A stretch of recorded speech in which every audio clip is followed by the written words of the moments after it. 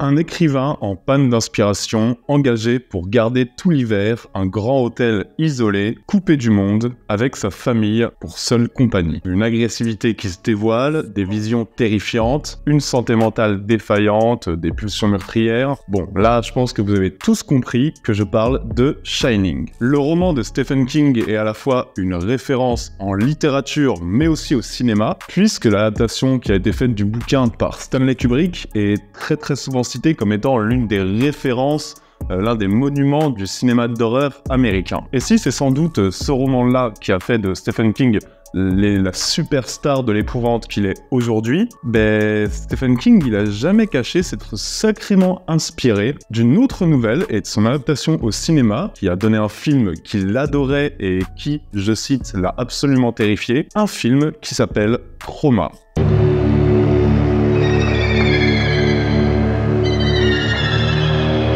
Trauma, c'est lui aussi l'adaptation d'un bouquin qui s'appelle Burnt Offering en VO, un bouquin qui est sorti en 1973 et qui partage énormément de points communs avec Shining. Au point où vraiment c'est impossible de nier l'inspiration, mais vous allez voir, je vais y revenir. Burnt Offering, c'était à l'origine un scénario de film qui devait être réalisé en 68-69, sauf que le projet a été annulé, le film n'a pas existé, c'est pas grave, ça arrive à Hollywood. Et du coup, son auteur, donc Robert Marasco, a décidé d'en faire une nouvelle et de transposer son scénario en roman, qui va avoir un petit succès lors de sa publication. Et ça, du coup, c'est ce qui va permettre à son projet, finalement, d'exister. Les studios vont se dire que finalement, allez, c'est safe. Et c'est le réalisateur Dan Curtis, qui est, vous le connaissez sans doute, comme étant le créateur de la série télé Dark Shadows. C'est donc Dan Curtis qui va s'y coller. C'est déjà assez rassurant pour le projet, parce que c'est loin d'être un tâche-con, le bonhomme. Il a été l'un des producteurs et réalisateurs les plus influents dans le domaine du fantastique à la télévision américaine durant à peu près toute la période des années 70. Ok, on est plutôt rassuré, et du coup Trauma, qu'est-ce que ça va donner? Ça va donner un film d'horreur troublant, trop oublié, qui a largement sa place parmi le panthéon du genre, un film aux visions terrifiantes et aux liens extrêmement visibles avec le film de Kubrick certes, mais aussi avec l'ensemble de la bibliographie de Stephen King. And Elizabeth, did you ever see so many priceless antiques? Hey, they are ding-dongs! A whole case of them! How about a little toast to the house, eh? Bon, vous avez toutes et tous l'histoire de Shining en tête, je vous en ai rappelé les grandes lignes dans l'intro. Laissez-moi maintenant vous raconter l'histoire de Trauma, le film sorti 4 ans avant celui de Kubrick. Et comme toujours, n'ayez pas peur, je vais éviter tout spoiler, et je vais vraiment faire gaffe au montage pour ne pas trop vous montrer les scènes clés du film, et pour ne rien vous gâcher. Et donc, Trauma nous raconte l'histoire de Ben et Marianne Rolfe. Ils ont un fils, et ils veulent partir en vacances avec lui et tante Elisabeth. Ils vont découvrir une maison très ancienne, une très grande, très belle maison qui date du siècle dernier, et pour la louer, les propriétaires ne demandent qu'une seule condition, c'est de s'occuper de leur mère qui va rester dans la maison mais qui va rester cloîtrée dans sa chambre, qui est malade, qui peut pas bouger. Vraiment tout ce qu'il y a à faire, c'est une fois le soir déposer son repas devant sa chambre. C'est à se demander même si cette femme existe vraiment. Très vite, des événements étranges vont arriver dans la maison, le père va commencer à changer de caractère jusqu'à devenir une menace pour sa famille, alors que des visions terrifiantes issues du passé de la famille, du père, de la mère, et des visions issues de leur psyché semblent jusqu'à prendre vie dans la maison.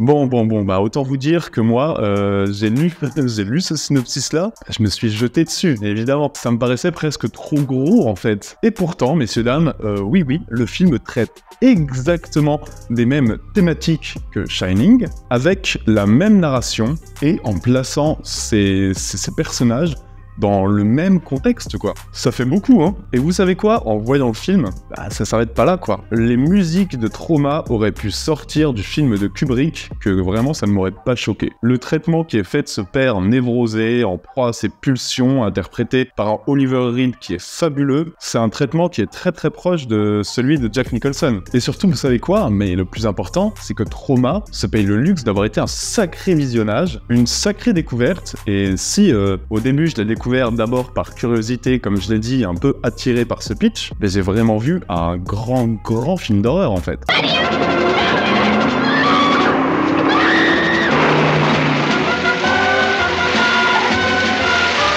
Avant de rentrer dans le détail de Trauma, encore une petite anecdote. Et une autre ressemblance avec le film de Kubrick. Le tournage de Shining, on le connaît, ça a été un tournage très particulier, un tournage un peu légendaire et témoin du perfectionnisme du bon vieux Stanley, qui n'hésitait pas à faire régner une ambiance très froide et à martyriser ses comédiens pour un peu en tirer le meilleur et en tout cas vraiment donner cette espèce d'atmosphère très particulière au film. Ici, alors c'est un peu pareil, le tournage de Trauma est un nid à anecdotes et clairement, la méthode, c'était un peu la même. Hein. Entre Pete Davis, qui n'aimait pas du tout son rôle et qui parlait mal à tout le monde, qui ne parlait presque pas au réalisateur, entre Oliver Reed, qui se saoulait la gueule sur le plateau et qui faisait boire le gamin du film en cachette. Oui, vraiment. Ah, les années 70. Clairement, Trauma a vécu un tournage très compliqué, très particulier, et qui n'est sans doute pas étranger à l'ambiance étouffante que le film transmet tout le long de son récit.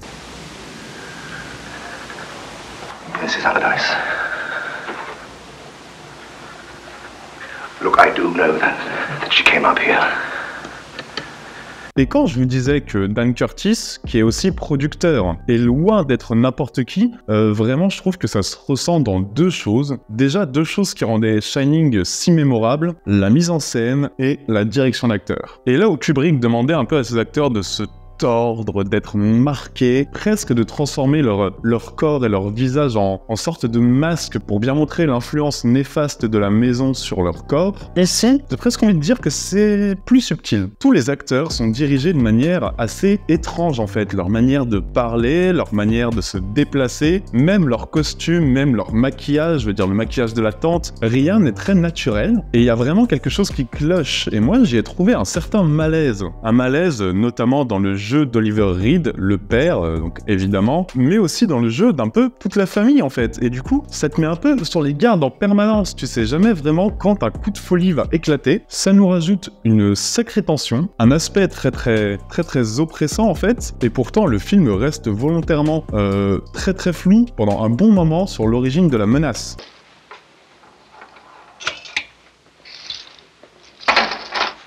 Ben, you scared me.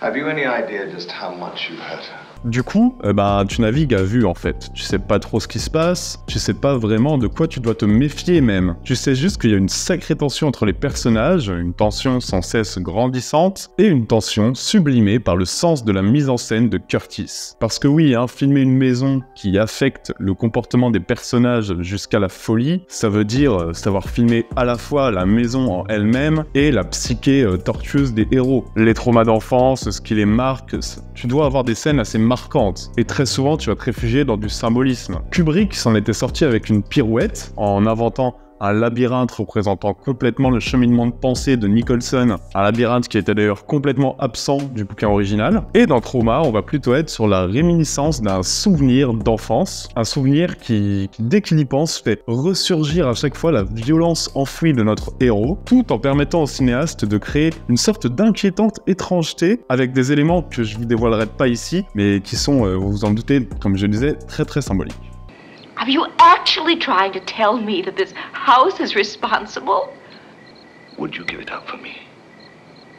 I mean, even if you thought it was in my head, in my mind. Would you? Un film d'horreur réussi, ça ne se refuse pas, même si bon, celui-ci n'est peut-être pas non plus exempt de défauts. Je pense que certains, par exemple, vont lui reprocher un rythme peut-être un peu lent, quelques petites longueurs, qui pour moi sont très facilement excusables tant qu'elles n'entachent pas, comme je disais, l'inquiétante étrangeté du film. Et pour moi, ça ne me dérange absolument pas en fait, au contraire, parce qu'on a un film un peu planant, au rythme un peu hybride, que je trouve presque cohérent au vu des ambitions et des partis pris du film. film. En fait, c'est presque limite ce que j'attendais. Ne pas être surchargé de péripéties, d'événements, d'apparitions, juste me laisser le temps d'être inquiet en fait. Le film fait ça, je trouve ça très cohérent. D'autres lui reprocheront peut-être le fait d'être aussi très ancré dans son époque, et il l'est, hein, ça c'est une certitude. Dans certains tics de réalisation, dans les costumes, vraiment ça se ressent, on est dans les années 70, mais le film évite tellement à côté grand guignol, assume tellement son sujet et le traite tellement au premier degré, je trouve que ça lui évite aussi vraiment de mal vieillir. Ben, I know you. So I know you didn't mean to do that. The hell I did, Marion. I wanted to hurt him. Do you understand that? I wanted. On est vraiment sur un film qui cherche toujours à tirer le meilleur de son décor et de ses personnages, et qui n'hésite pas à maltraiter vraiment ses personnages, justement. Et je veux dire, tout y passe, hein, de l'alcoolisme à la frustration sexuelle, en passant par une psychose, en passant par une paranoïa, par l'obsession. On est clairement pas sur la vision d'un couple mignon et parfait qui part en vacances. Et moi, là-dedans, j'y vois quelque chose qui est loin d'être innocent. Parce que si cette famille se déchire à ce point, et si la maison a sur eux une influence si néfaste, bah c'est peut-être parce c'est une maison qui est bien éloignée de leur standing, de leurs moyens, de leurs revenus. En fait, ces gens, c'est des gens de la classe moyenne qui, le temps d'un été, se permettent de rejoindre la classe supérieure. Le temps d'un été, ils se rêvent bourgeois, ils accèdent à une classe sociale au-dessus, et ils finissent par se faire déchirer de l'intérieur par l'objet qui leur a permis cette ascension sociale. Je trouve que la critique, elle est assez évidente sur le concept de lutte des classes, sur la violence qui découle de cette lutte des classes et sur la manière dont l'ambition sociale peut briser n'importe quel être humain. C'est peut-être ce discours-là, cette espèce de plus-value qui fait de Trauma un sacré film en fait. Un film loin d'être intéressant juste pour sa seule comparaison à Stephen King et Kubrick. C'est vraiment un film qui mérite d'être vu pour tout ce qu'il est.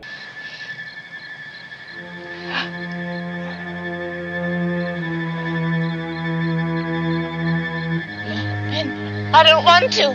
Et vous savez quoi, ça tombe bien, très souvent on me dit ok mais Louis, on sait pas où trouver tes films. Le film a bénéficié il y a quelques années d'une ressortie en édition Blu-ray hyper complète et hyper soignée, avec plein de bonus et de détails sur le film, et avec une image impeccable. Cette édition Blu-ray, vous pouvez la trouver un peu partout, sur Amazon, sur la Fnac, ça coûte entre 10 et 15 balles, et c'est idéal pour profiter de l'ambition du film, pour profiter des astuces de mise en scène de Dan Curtis, de ses cadrages recherchés et surprenant, de cette photographie qui colle vraiment à la psychologie tortueuse des personnages. Ben oui, Trauma c'est une curiosité, certes, mais c'est aussi un film captivant. Un de ces films qui amène le genre de la maison hantée à un autre niveau, je trouve. Il est trop peu souvent cité, il est trop souvent oublié, et pourtant, pour moi, il fait partie de ces grands films d'horreur à prendre au premier degré, ambitieux, malaisant, sans aucune concession. Un petit peu tout ce qui définira également le chef-d'œuvre de Kubrick, qui sera pourtant sorti 4 ans plus tard.